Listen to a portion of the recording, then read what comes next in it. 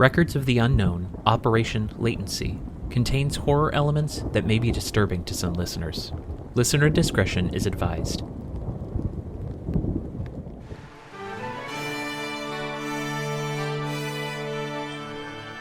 You are listening to an Atomic Broadcasting production, so sit back, relax, and enjoy the feature presentation.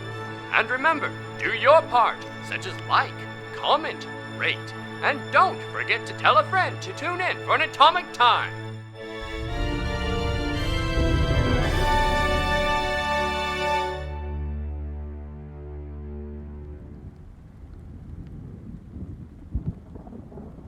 November 18th, 1952, 2:15 p.m. Birdie, you're looking up at this aurora borealis stretching over the skies. The snow is coming down. You hear it again, that engine sound. Will you roll for me a power check?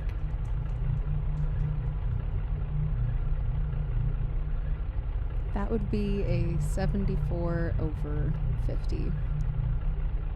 As this noise that sounds a bit different than it did before, you were looking up at the borealis, looking for that noise. Everything else is kind of drowning out except for that noise, and you realize it's not coming from above. It's coming from in the trees to the east of you. Can I see anything?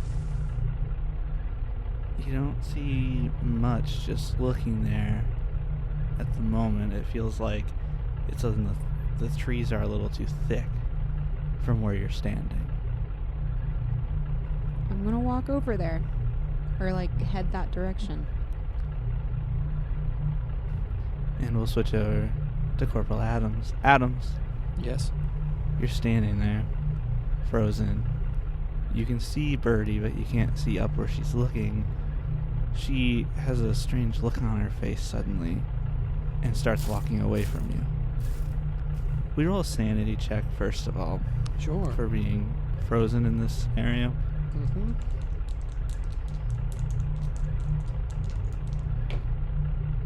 Well, that is 65 over 36. So you lose 6 sanity points. Now you're welcome to try to project that onto a bond if you'd prefer. Yeah, I'm going to. Okay, so then you'll roll a d4. 3. So you lose 3 willpower points, and one of your bonds reduces by 3. Which bond are you reducing? My Alcoholics Anonymous group. And then, so instead of losing 6 sanity, you will instead lose 3. If you lost 5 or more, you would be put into a temporary bout of insanity, and you did not do that. So, as Birdie begins to walk away from you, you feel on your back something long and thin sort of rub against your back, like a finger stroking you, as it starts to feel like your skin is kind of moving to accept the probing of the finger. That's the best way I can describe that. And it will cut back to Abby. Oh no. Birdie, you're walking towards this noise you heard. You go across a couple of trees and you see on the ground against trees lining the forest are these fungal growths, and they are all kind of opened, almost blooming like a flower, this luminescent whitish blue color. You see the plants that you must have been hearing about, but off in the distance you see something spherical as large as a car. It's almost like it's out of focus to you, and then this blue light begins to grow from it, and I need you to roll a sanity check. 36 under 59. So you lose 1 sanity point, and as you keep getting closer to it, you're at the point now where you can't really feel like you can stop, and the light keeps getting brighter and brighter, and it feels like the fungal things are also growing in brightness. It's hard to tell though, because you're not focused on those. Everything around you feels brighter, and then the Borealis disappears. That light and the engine noise is gone. You're just standing a little further than you just were in the forest alone. Can I tell what way I just came from? Yeah, you think you can. Okay. You can see how your tracks through the snow. I should say, as you are looking around again, you're a little more covered in snow, and the snow seems like it's grown a bit more. Have I lost time? You have a watch? I don't think I do. Then you don't really know. You couldn't confirm that. Okay.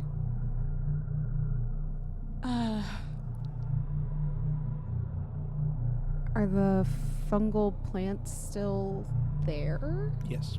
I would like to go look at them. Okay. And are the plants still glowing? Yes. It's still dark out, so they seem to have bloomed, and it's just kind of light blue, white kind of color. I'm going to approach the plant. Approach the plant. And I think I'm going to try and take a sample. That is easy enough to do. It's sort of like almost like a bush, but with like some fungal stalks coming out of them. But they open up almost like the bloom almost looks like a sea anemone. Oh, okay. But it's that luminescent, almost translucent to them. And yeah, you're able to take a sample. I'm sure you have sample bags or something along those lines on you. The thing just disappeared? Yeah. Really? Mm-hmm. Okay, then I'm gonna try and retrace my steps to go back to wherever I left the corporal. You start retracing your steps. It's been snowing a lot. It's still snowing a lot. It's picking up more, so your steps are kind of covered, but not so covered that you can't tell where they were. Okay. And you make your way back, and the moose's body is still lying there, and the corporal is nowhere to be seen. That's great. It looks like there was some disturbances around him and the bush, like a lot of movement, but there's nothing to follow. Okay. None of his stuff is there? No. Will you roll a sanity check? Actually, no. You don't need to roll a sanity check. You are adapted to helplessness. That is true. So because of your background, your veteran package that you picked, it gave you adaptation to helplessness. You are actually not affected to helplessness sanity checks, in which case, whilst you would feel helpless, your friend disappearing and you being alone, you're sadly in a way used to this, and you're able to cope through it. You're about 1.5 miles either way, back to town or to the botanist's laboratory. She kind of shoves to the side the fact that she's suddenly by herself. Like, compartmentalizes it probably a little too well. And knowing that there's still a job to do, she's still going to try and go to the lab. As Birdie heads back to the trail, looks kind of both ways, looks back over to the botanists, you start running off that way again. And then we cut away to the funeral.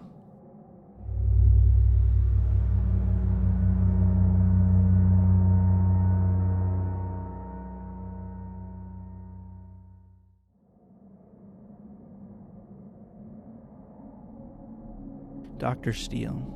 It was about 1:30. You're standing outside the bar as it's closed down. You see other people walking around, heading there. Everyone is very bundled up. It's about like 12 degrees or so out right now. The snow's been getting increasingly heavy as the day's been going. But everyone still seems very determined to get to the funeral. Seems to be drawing a crowd. Not a huge crowd, but a crowd all the same. So is it drawing like, not a huge crowd, so it's not everybody in town is coming to this. It's mostly, a smaller party of the town. Yeah, if you were to say that there were 400 people, quote unquote, in the city limits, there would be maybe about like 80 to 100 of them. I would like to kind of join the crowd, but I'm going to look around and see if I can spot. I don't know if I've actually seen her before. I'm going to try to spot the old woman, Aurora. And I'm wondering if she's attending this. Looking around, there's several old women. You don't really know what Aurora looks like. There's one woman who's very separated by everyone else. No one really seems to want to be near her. Other than that, there's not really Aurora Lewis. I know exactly what she looks like. You don't even have medical records to go off of. Yeah. And it was Corporal Adams that noticed her earlier and even talked to her before. Yeah. So, but seeing someone kind of separated from the crowd, I'm going to, and she's kind of making her way along with them, but separate. She's already sitting and kind of waiting. I'm going to join next to her. Good evening. Hello, Doctor. Hello. Did you know this young man? Oh, I knew Tommy very well. I helped raise him. Sad to see him go in such a way. Yes, quite unfortunate. Being electrocuted is certainly a gruesome fate.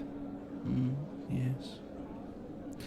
I take it you're, Miss Lewis. Yes, that's who I am. Last of my line. Heard you had, spoke with my compatriot, Agent Adams. Oh, yes. A good man. Yes, he certainly has a good head on his shoulders, ready for anything. Have you lived in this town long? Were you born here? My family has been in this town for many generations, doing odd work. Dock work?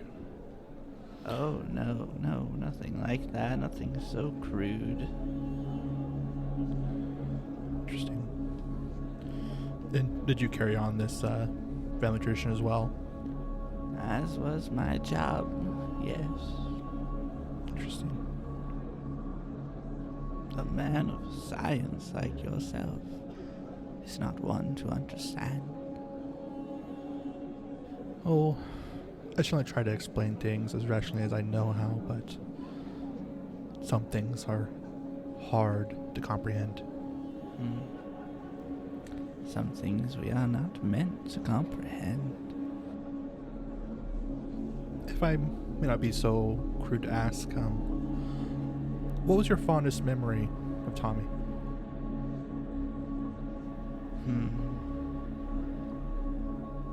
I don't hold on to memories.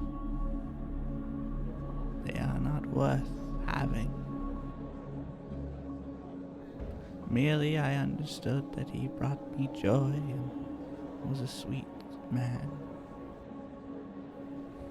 That's what I've heard. I didn't have the pleasure of meeting him myself, but I thought I would pay my respects. What did you know of his wife, Sasha?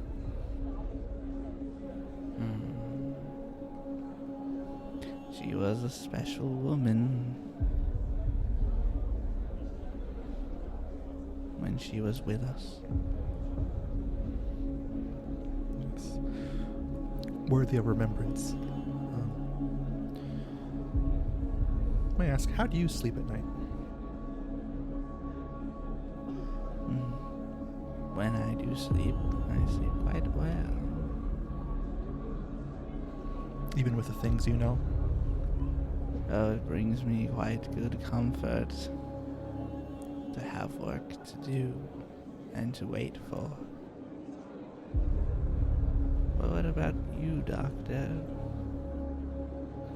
How are you doing here?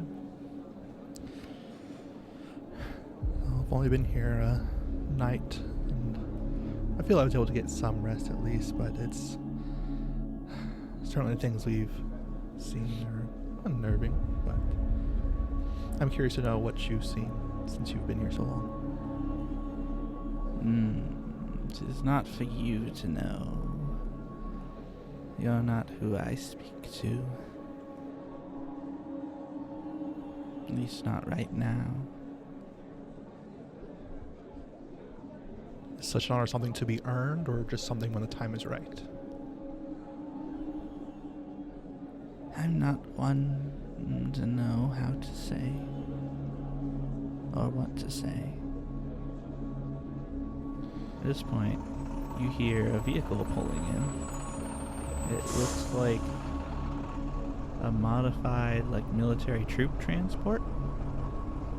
It's been modified for the terrain, also to be less militaristic, more casual, but still large and could probably hold 20 to 30 people. Oh man. Cramped in there, kind of like a truck bed.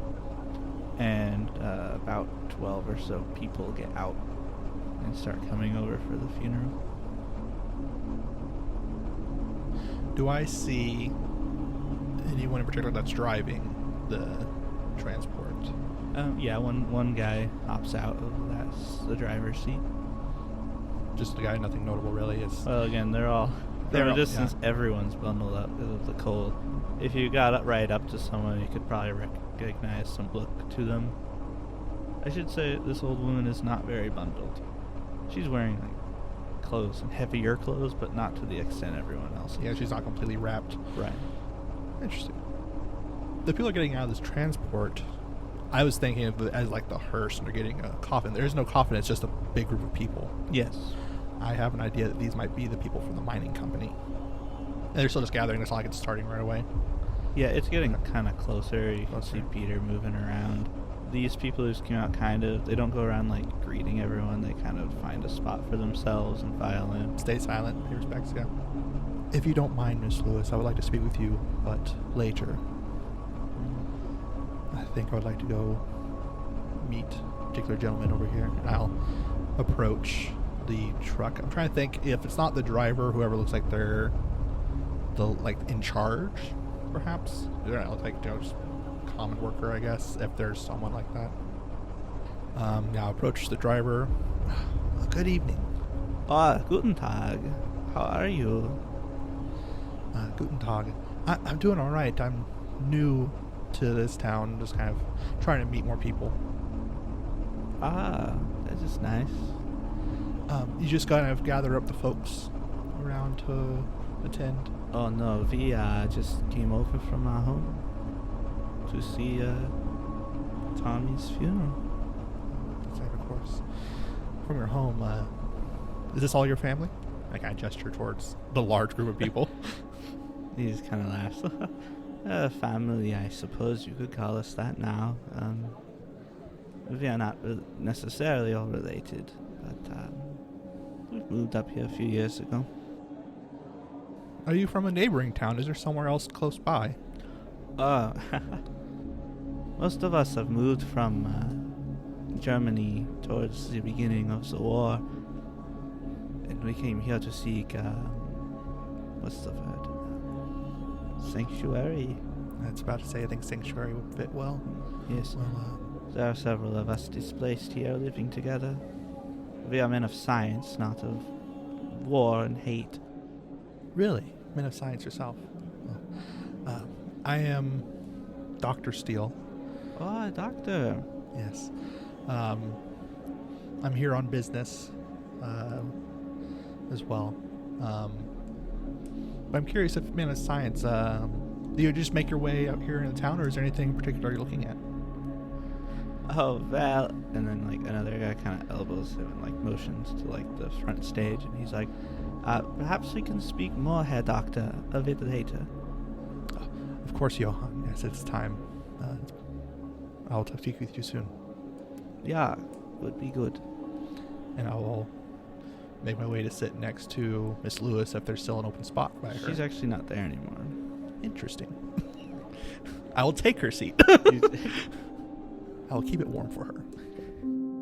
So the funeral begins. A couple of people come up to talk about Tommy. You don't really hear anything new. You just like childhood stories about like, oh, I remember Tommy. You know, we grew up together. And Peter says a few words. John Gibson says a few words. Dan Haley says a few words. Chuck Callahan says a few words. Okay, good. No Chuck is here as well. What is your alertness? My alertness is 40.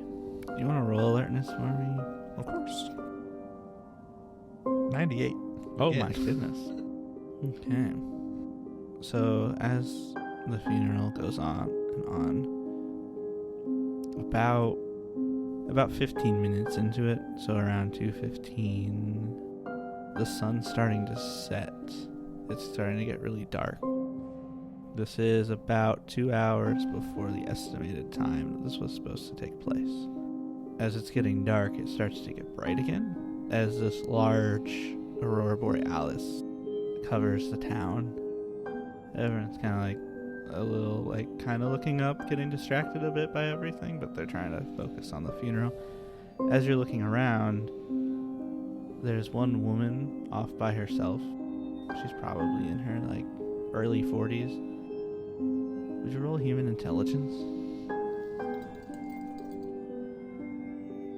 5.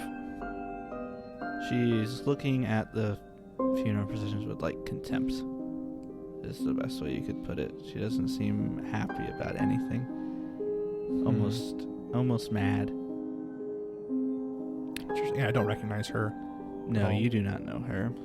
Interesting.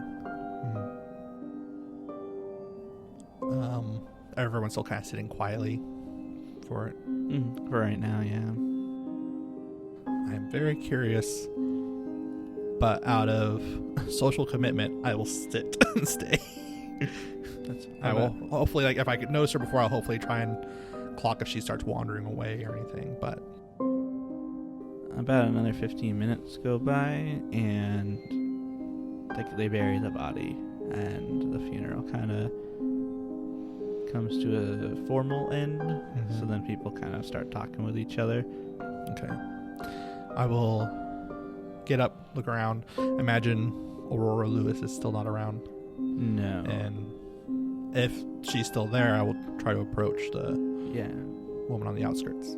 So one thing to note while you're walking there is there are people trying to get some lanterns lit right now because it's really dark. But there's a lighthouse a few miles offshore that the light comes right across the whole town. So it kind of lights up and then darkens. But as they're getting things lit, now there's still the light from the Borealis is helping a lot. Yeah, you're able to approach this woman. Good evening. Good evening. I'm sorry, I must understand you don't know me. I came to this town recently, and I was just trying to get to know the people of this town, know how they perhaps knew Tommy as well. Are you one of those people working with the sheriff? Yes, I've spoken with the sheriff a good bit.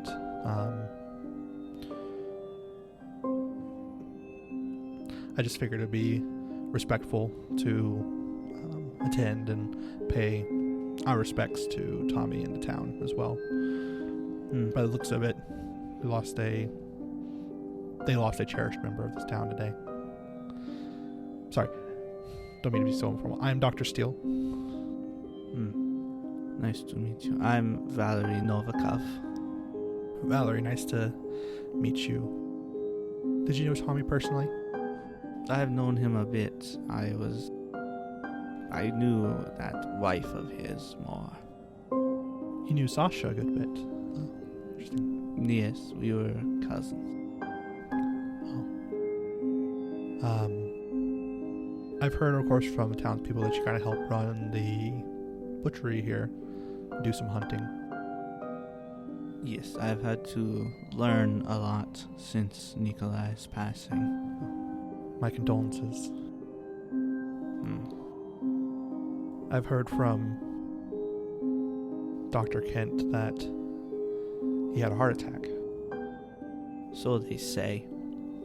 You don't think so?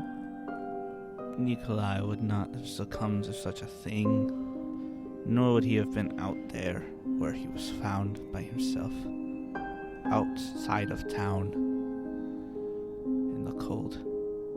The same night that Sasha was found dead. Things don't seem right to me, but everyone agrees that that is what happened. But I don't agree with it. So I feel sorrow for Tommy, but I'm not upset. Oh well.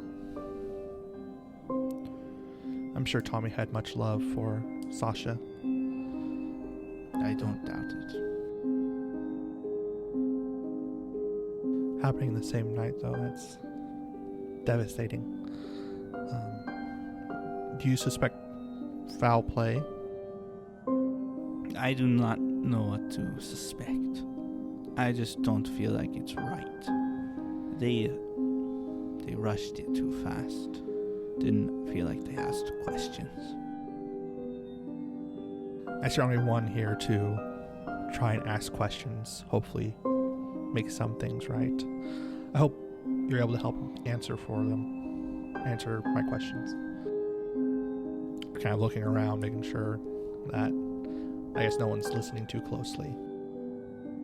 Just kind of, general social niceties. People kind of wander around. Valerie, if I may ask, since as I understand, you live further out on the edge of town, you've been doing a lot of hunting. Have you noticed anything strange about the wildlife in the area?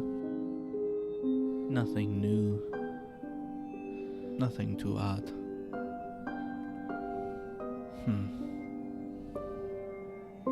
They have been more skittered than normal, more packed than normal. Makes it harder but easier at the same time. What do you think of the sheriff? Seems like a man trying to keep things together, but he doesn't want to be the one to do it. He's a coward. That's certainly a way of putting it. I hear you are with CIA. Yes. Why do you lie? Well, try to not come with such a hard force to... No, not. Why do you say you're CIA? I know of CIA. They don't do this. Oh, well. Perhaps I don't need to know. But if you could help look into things more, then I will be helpful to you. I don't know what your goal is. I do trust you're from government. Looking at this territory, I don't trust you all, but I trust you more than I trust Gibson. You're lucky. Almost no one else here knows anything about agencies. Well, the way you put it, I certainly am curious about what you know of them, but not going to... It was my job for a while. Well, I'd be curious certainly to know more, but I know trust can be hard to come by if you don't trust me enough for that. I respect that. Thank you for being so forthright with your own view on things. I don't often get to be. Yes. We're trying to help look into matters that are happening in the area, certainly. And we think that Sheriff Gibson and perhaps even the fate of Tommy might be involved, but what we have to work with Sheriff Gibson, seeing as he seems to be a leader in the town. He certainly is at least the law in this town. So we'll have to play nice at least. If I may ask, I know you certainly work more with the animals, and you already mentioned that they've been grouping oddly. When you're traveling out in the wilderness, do you notice any or much with the odd fungal growth? There is more of it all of the time. It doesn't seem to affect anything, but I'm sure it has to do with the animals, but they seem more like there's another predator nearby. But I am not affected by it, and they don't seem affected by it. But it keeps coming more, and it makes me wonder why. I don't know enough about this. Have you spoken to that botanist? We have. Yes, another of Gibson's mistakes. Do you think him arresting the botanist was the mistake? It's quite foolish. She obviously does not have it anywhere in her to harm anyone like that. Yeah, she certainly seemed more of the curious mind. I did speak with her, but of course it's good to know some more field information, and of course that's why I asked you first about what you knew about the animal life. She didn't take much interest in that.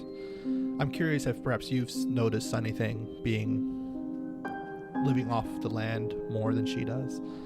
If there's any patterns you notice. She seemed to think the growths are quite sporadic and random.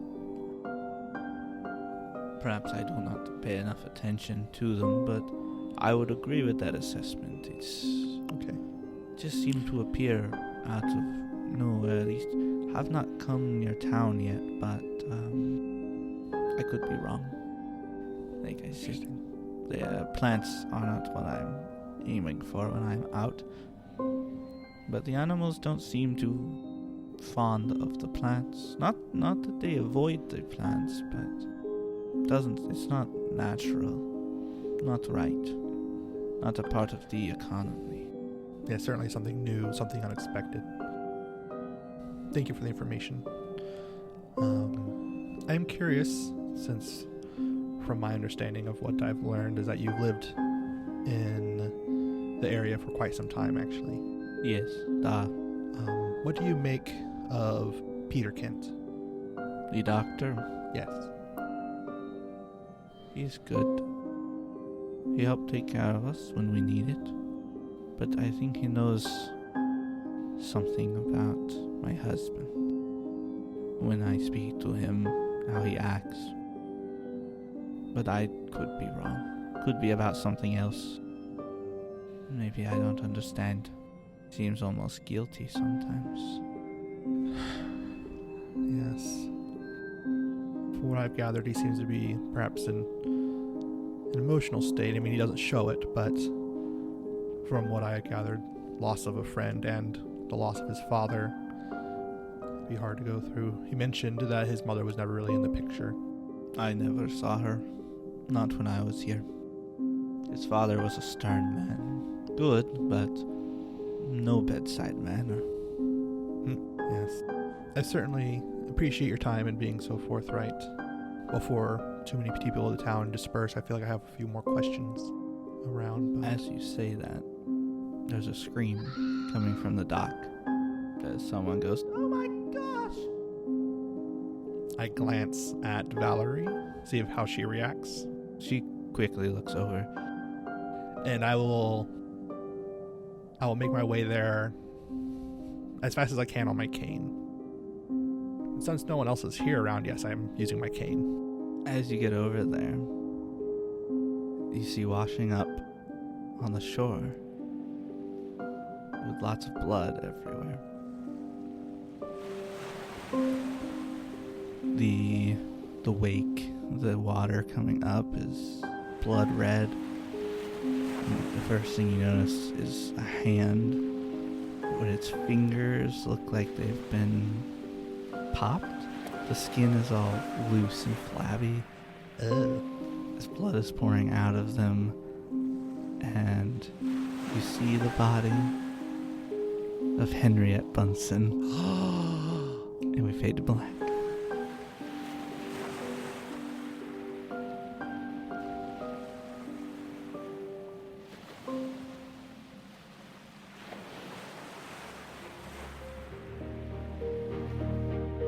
Thank you for listening to the Records of the Unknown Operation Latency.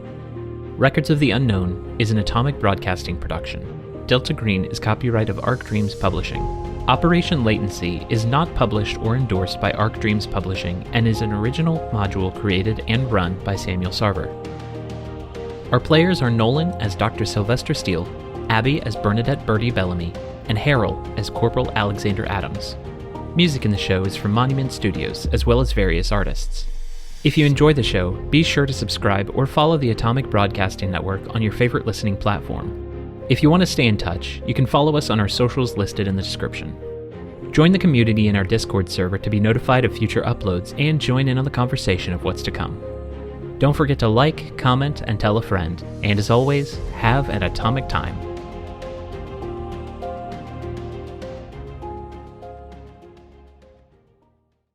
Where are you going? Upstairs. What? What? No, don't leave me alone. It's okay, don't worry about it.